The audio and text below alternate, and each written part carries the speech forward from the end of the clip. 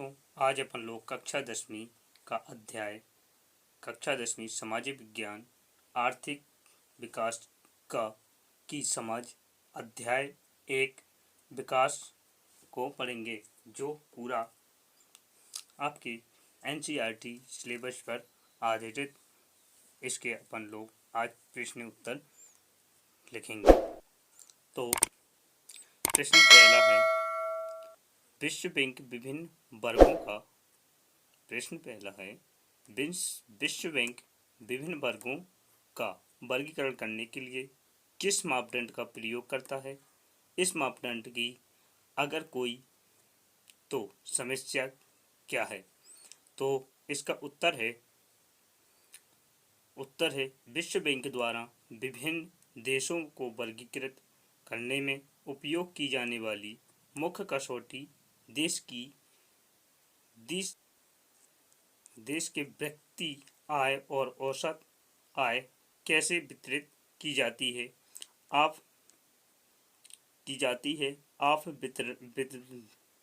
वितरण के संबंध में प्रति व्यक्ति आय वर्ग वाले दो देश बहुत भिन्न हो सकते हैं। एक के पास आय का समान वितरण के हो। प्रश्न पहला है, विश्व बैंक विभिन्न वर्गों का एक वर्गीकरण करने के लिए किस मापदंड का प्रयोग करता है? इस मापदंड की अगर कोई सीमाएं हैं तो क्या है? तो इसका उत्तर है, विश्व बैंक द्वारा विभिन्न देशों को वर्गीकृत करने में उपयोग की जाने वाली मुख्य कसौटी किसी देश के व्यक्ति आय या औसतन आय कैसे वितरित की जाती है। आप वितरित के संबंध में प्रति व्यक्ति आय वाले दो देश बहुत भिन्न हो सकते हैं।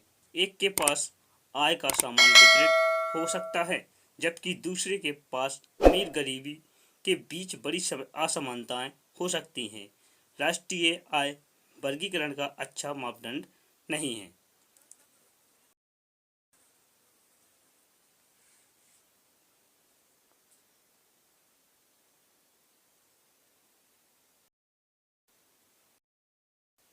प्रश्न दूसरा है, विकास मापने का UNDP का मापदंड किन पहलुओं में है?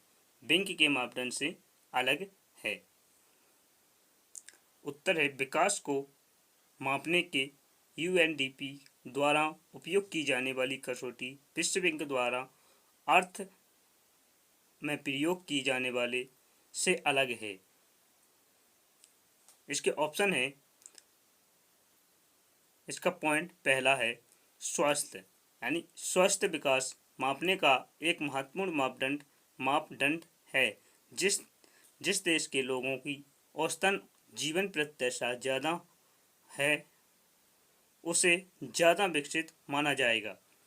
पॉइंट दूसरा, शिक्षा, किसी देश के शिक्षण स्तर को देख के उसके विकास का अंदाजा लगाया जा सकता है। पॉइंट तीसरा, आय, प्रति व्यक्ति आय का इस्तेमाल करके यह अंदाजा लगाया जा सकता है कि UNDP इन जीवन स्तर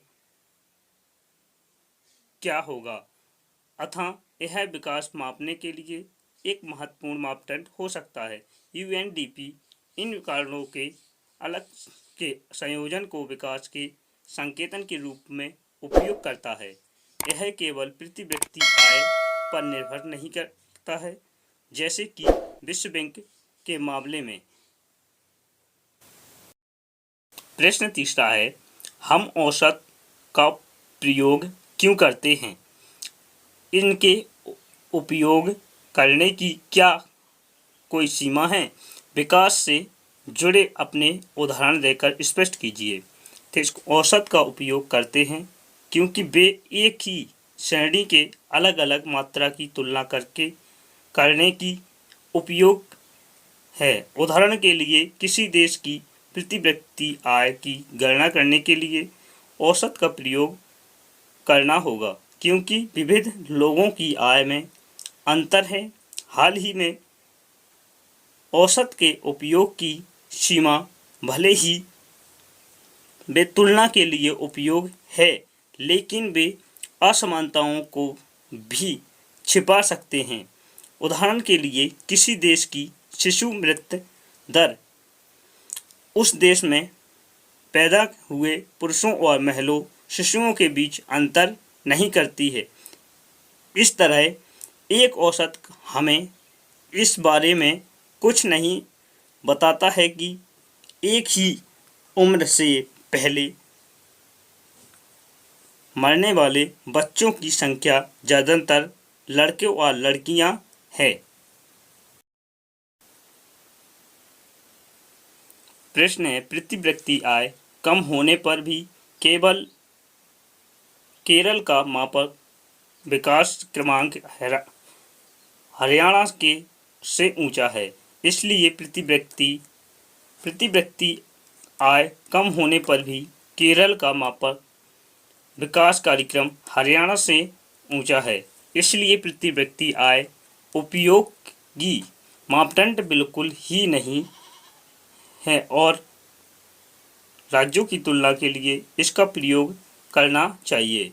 क्या आप इससे सहमत हैं? चर्चा कीजिए। इसका उत्तर है केरल प्रति व्यक्ति कम आय के साथ हरियाणा से बेहतर मानव विकास क्रमांक है। हाल ही में यह कहना गलत होगा कि प्रति व्यक्ति आय माप एक उपयोगी मापदंड नहीं है। प्रति व्यक्ति आय निश्चित रूप से एकमात्र मापदंड नहीं है, इसकी सीमाएं हैं, लेकिन इसका मतलब यह नहीं है कि यह बिल्कुल उपयोगी नहीं है। इस औसत की कमी का मुकाबला करने के लिए मानव विकास सूचकांक का प्रयोग किया जाता है और मानव विकास सूचकांक तुलना के लिए विकास कारकों जैसे मानव विकास सूचकांक तुलना के लिए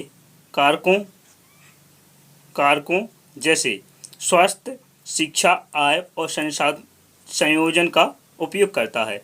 साथ ही प्रति व्यक्ति आय राज्यों के मनी इंडेक्स की तुलना के लिए उपयोगी है। इस प्रकार प्रति व्यक्ति आय विकास कारकों में से एक है और इसे दूर नहीं किया जा सकता है। इसका उत्तर है। प्रश्न 8वां है, भारत के लोगों द्वारा ऊर्जा के किन स्रोतों का प्रयोग किया जाता है? ज्ञात कीजिए। अब 50 वर्ष बाद क्या संभावना हो सकती है? भारत के लोगों द्वारा उत्तर है, भारत के लोगों द्वारा ऊर्जा के वर्तमान स्रोत जो भारत के लोगों द्वारा उपयोग की जाते हैं वे निम्न हैं। बिजली पॉइंट है, बिजली का उपयोग बहुत फैला हुआ है। इसके सहारे तरह तरह के यंत्र का काम करते हैं और साथ ही प्रकाश के लिए इस्तेमाल किए जाने वाले बल्ब भी इसके सहारे चलते हैं। पॉइंट दूसरा, कोयले का इस्तेमाल मुख्य रूप से ईंधन के लिए किया जाता है। कोयले का उपयोग वाष्प इंजन में और उद्योगों के कच्चे माल के रूप से होता है। पॉइंट तीसरा, कच्चा तेल का सबसे बड़ा हिस्सा ऊर्जा वाहक के लिए है उपयोग किया जाता है, जिसे गैसोलीन, जेट इंजन, डीजल और हीटिंग तेलों में जोड़ा जा सकता है। पॉइंट चौथा है सौर ऊर्जा। इसका इस्तेमाल करने और हीटिंग के उद्देश्य से किया जाता है। अब से 50 साल बाद सौर ऊर्जा इसका इस्तेमाल करने के लिए हीटिंग के उद्देश्य से किया जाता है। अब से 50 वर्ष बाद अन्य संभावनाओं में एथेनॉल, बायोडीजल, परमाणु ऊर्जा व पवन ऊर्जा का बेहतर उपयोग शामिल हो सकता है। ऊर्जा की अनवीकरणीय स्रोत एक बार उपयोग करने पर समाप्त हो जाते हैं।